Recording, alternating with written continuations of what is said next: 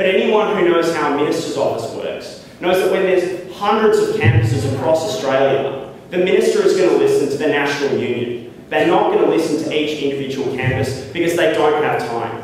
Now, we are a unique campus, and new courses makes us unique. And if we want to fight the UWA students, we have to rock up to the national conference and stand up and speak and vote and engage with them.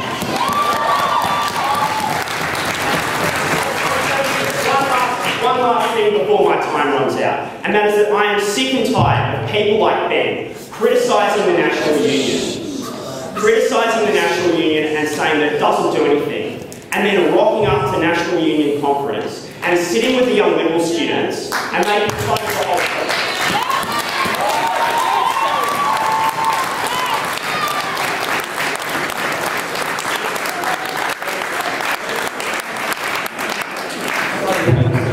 There's also a line for both candidates following their 3-minute presentation, so Ben, you can start there. Yeah, sure. Yeah, thank you for your comments, Cam. And you want to talk about doing things at a faculty society level, and you also want to talk about doing things at a national level. But I don't see how the connection, I don't see how those issues connect when the funding that we gave to faculty societies this year for them to lobby on local issues, for people to be better engaged with the people that are closest to the ground, came from the funding that we took away from the national. There's no point lobbying locally. So, if you want people to engage and go and see the student assist officers, they can do that. And I hope that they do.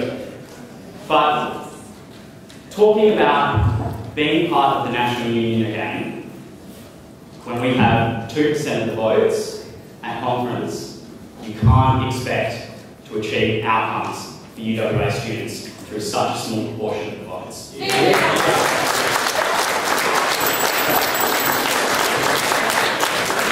What I want to do, and what Liberty want to do, is decentralise the funding of this. We want to get the money out of the guild building, and we want to get it into the hands of faculty societies, so they can advocate for this. And Cam asked, why are the faculty society presidents running in the start? Because you live with them and you're friends with them. Has zero basis in policy, it has zero basis in policy. So I think that there is an opportunity for us here to get the money out of the hands of the guild, give it to people who are the closest to the ground, and who can advocate your education representation on a day-to-day level, because that's what matters. And trying to fix something when you only have 2% of the votes isn't going to work.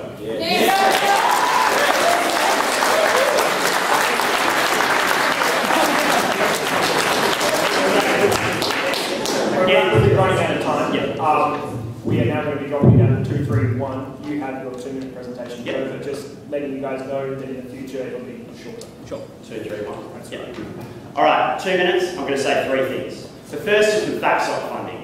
They said that they cut NUS funding and gave it all to FACSOCs. The truth is, they saved us $56,000 from national advocacy and then gave $20,000 in extra FACSOC funding. So Ben, where did the extra $36,000 go? That's what I want.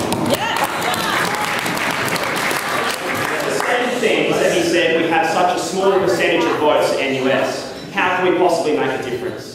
Last year at NUS, we were a handful of votes short of getting Nick Parkinson, who was the UWA Education Council President, elected as the NUS Education Officer, the third most important position. Now, Anthony Spagnolo, if ALSF, the Liberal students that we sent, had backed Nick Parkinson, he could have gotten elected, and we could have made a real difference in the national news.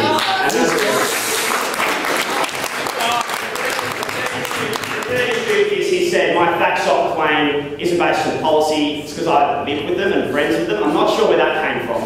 I live with Mita, who's up the back there. At the end of the day, we recruited our FACSOC presidents after they came in and politicised an education survey, and we had a huge education council meeting and there was uproar, and they refused to listen to FACSOCs, and so FACSOCs came and got involved in START. That's us.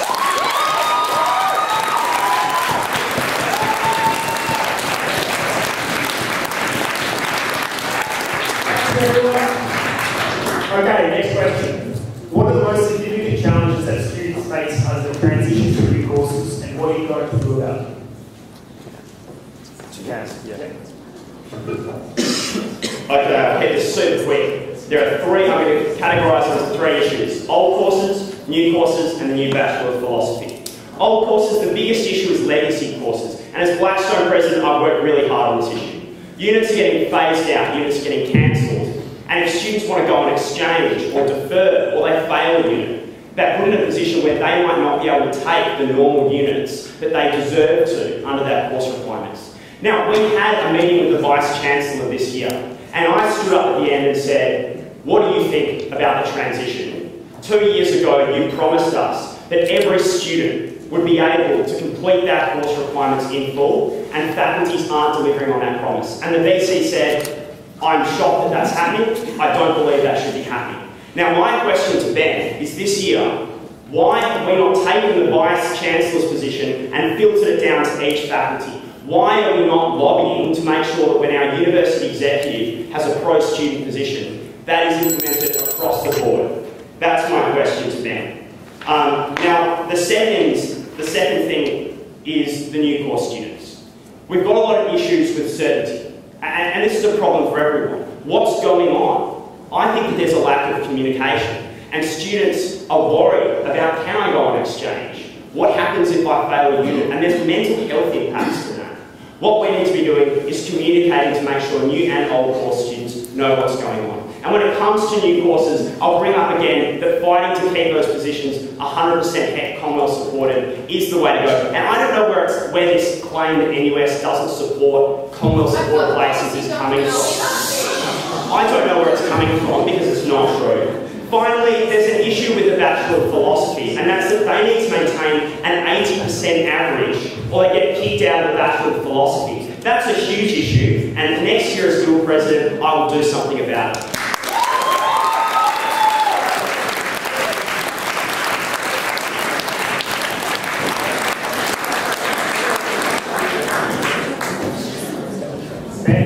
I just want to reiterate, please don't shout at candidates. The candidate's presentation, not yours. So, please do that.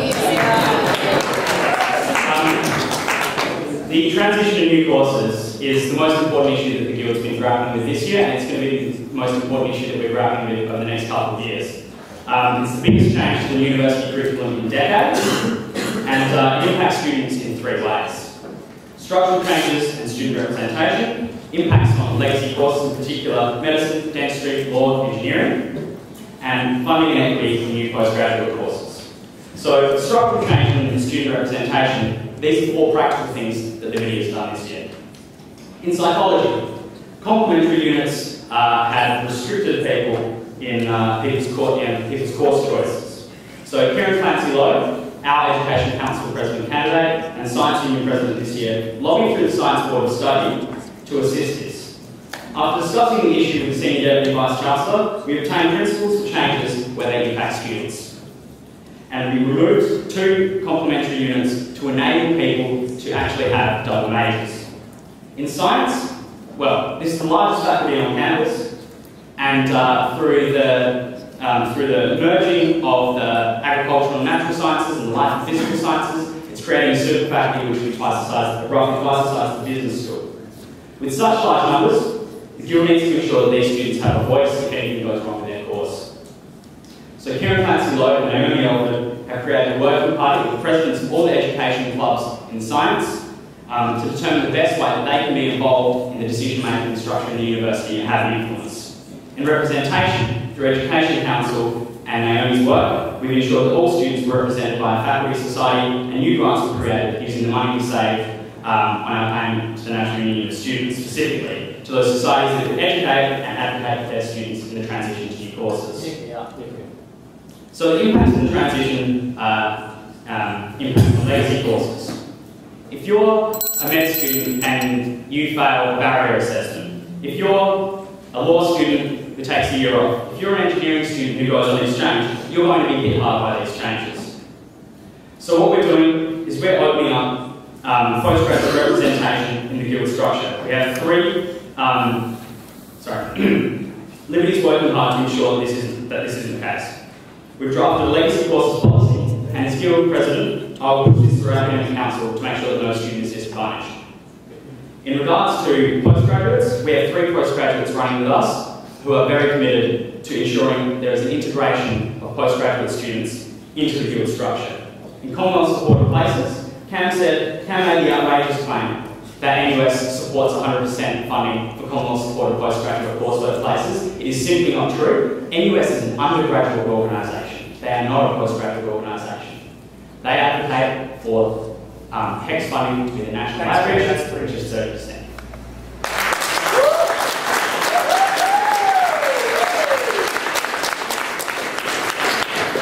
I'm going to address 3 things again, starting to go into a common theme here. The first thing is with respect to flexibility. Now that's a huge issue, and I completely agree with Ben that we need to be working to make sure that complementary units aren't restricting a student's choice. The whole point of new courses is to open up opportunities for students, and that means that at every step of the way, we need to be making sure that a pathway is not restricted. I completely agree with that. And the way we need to do that is to engage with faculty societies, with the boards of study. Now Ben, I've been a little bit disappointed with you this year, because you've been, and I don't mean to be negative, but I think this is an important step.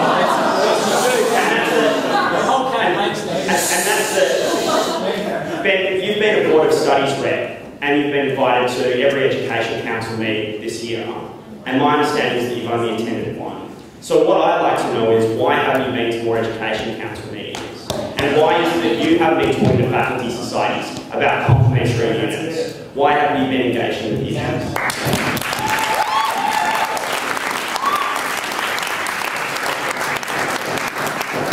Okay, Ben, the question starts with you.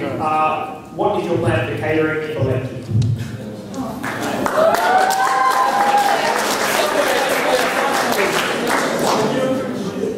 Well, I'd like to think this one is one of Liberty's strong suits, as we've proven that the mantra that has been peddled for the last decade, that it won't happen, we've proved that it can.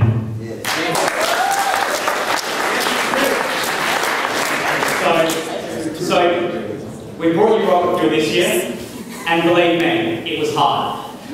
But 4 months is all it took us, and it took Start 4 years to get movement on the Dentistry Cafe. So what's my dream situation for catering? I want to revamp the ref.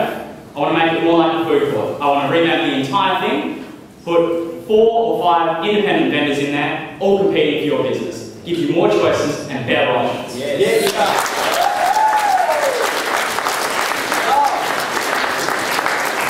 Now, Cam's probably going to come up and talk about how it is to fix guild catering. Well, guild catering makes less than a 1% profit. On average, normal food businesses make about 4 to 4.5% profit. This is even considering that guild catering does not pay rent.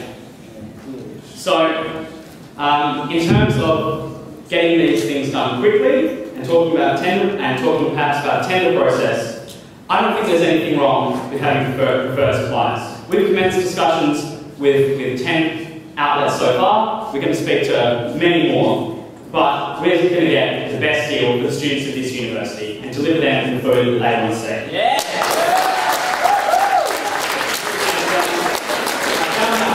I found out an interesting thing the other day, and it was that guild catering for the first 7 months of the year, including depreciation, had a net surplus of $27,000. From April to August, Rocket Fuel alone paid us $21,000. Thanks, Ben. Yeah.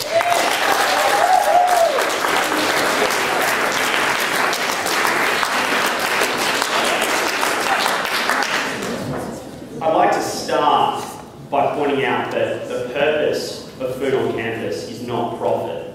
And in fact, at a lot of large universities overseas, they have subsidised food on campus where poorer students can get a really affordable meal, and that's a fantastic thing. Now, what I think we need is choice. We need diversity. We need to have the meals that are really affordable. We need to have the meals that are good quality. We need to have a choice, because when students can choose the cheaper option that maybe isn't quite as good, or a really premium, nice option, that's when the market starts to work. And I believe in the free market. And the reality is that competition is a fantastic thing. So you're probably wondering what STAR is going to do to improve catering on campus. What we're going to do is we're going to create specialisation. We're going to get our cafes to act independently, to compete against each other. We're going to deliver things. We're going to deliver things like a buffet breakfast to happen. We're going to deliver better quality kebabs, fresh made sushi, and an Eden-style salad bar. We're going to use performance-based pay, and we're going to embrace that competition aspect to give you better choice, better quality, and lower prices. Now, I'm going to address another thing, and that's that you've probably heard lots of shouting at me during this. Liberty is still running like they're in opposition. Ben, my question to you is this. It's fantastic that we gave students an extra option in terms of rocket fuel, and I'll keep that option, because more choice is fine. But what has changed to food on campus this year? Nothing. And so my question is, if you want a Subway on campus, why didn't you do it this year? Subway wasn't brought up once in a Guild Council meeting this year. If you want to tender out all these different cafes, why didn't you do it this year? My answer is that I think it's too hard. And Ben talked about how hard it was to privatise rocket fuel. It took them ages. It took them so long. And you know what? Matt worked really hard on that and devoted a lot of time. And I personally think probably spent a little too much time dealing with rocket fuel and not enough time dealing on other issues. But, he wasn't sleeping much and he was giving it a fair go, and that's fine. But the issue is, if it took us so long, if it took us, 5 months just to change the refresh into a private coffee bar, how long is it going to take us to deliver all these grand things that we're promising? And why haven't we acted on it from December 1 instead of a few weeks out from an election? What STAR will do is STAR will give you changes immediately, and that's because our model gives you the best of both worlds. It gives you what you expect from a competitive market where different cafes are competing for performance-based pay. It gives you new, exciting, better quality products, and it keeps catering in student hands, which means that we can do things like make weekly meals that are extra subsidised.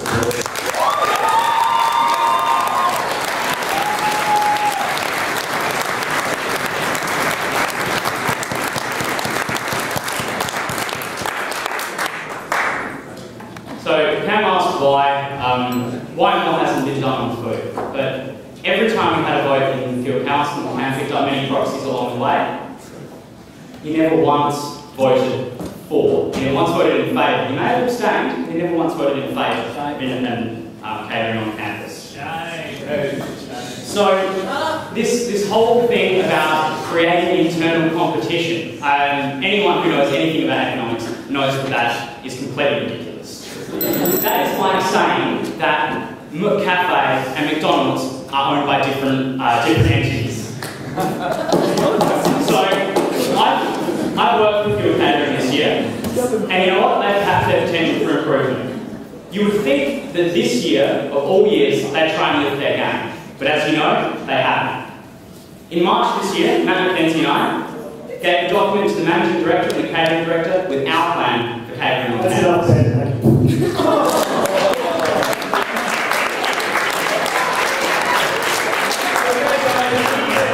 Make sure you understand this is the candidate presentation. No heckling, no shouting, please.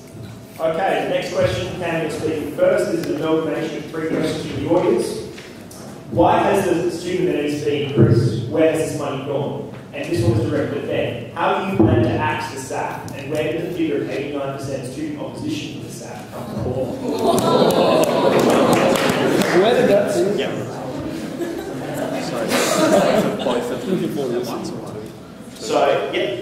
So I'm going to start with saying, why has the SSAF money increased?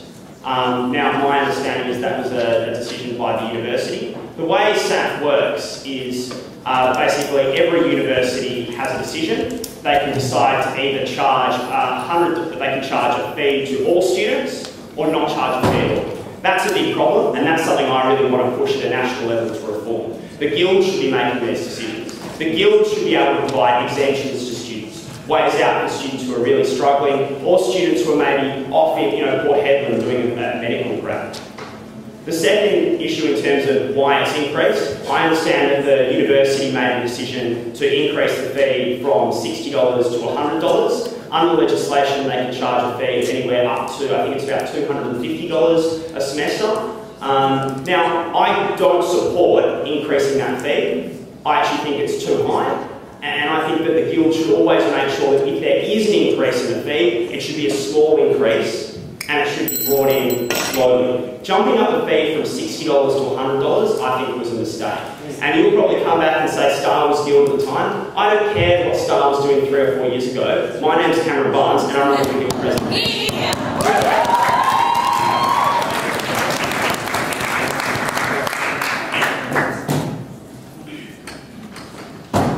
Okay, so you're going to get a pretty different version here then. The reason why the fee is higher is because the Guild was asked last year to take the figure to the university, and they did this. And Star was in charge of the Guild when that happened, and Cam has been part of previous Star Guilds, so to try to distance yourself from that, I don't think is honest, even if you weren't wanting to do this early last year. So after but he's even from there. So Star played, excuse me. After Star lost the election last year, they recommended that fee to the university, and that's why it's increased. In terms of where the 89% figure came from, now there was obviously some debate in the Education Council about the validity of the testing, but when you've got such an overwhelming, I can understand if it was 55-45, or I can understand anything if it was 60-40. But I can't understand how you can say that there's a statistical imbalance when 89% of people said that they did not want it to be compulsory. Yeah, no, that's all I have to say.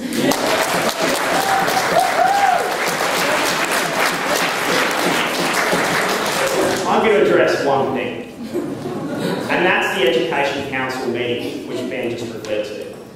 The reason why I brought up your attendance at Education Council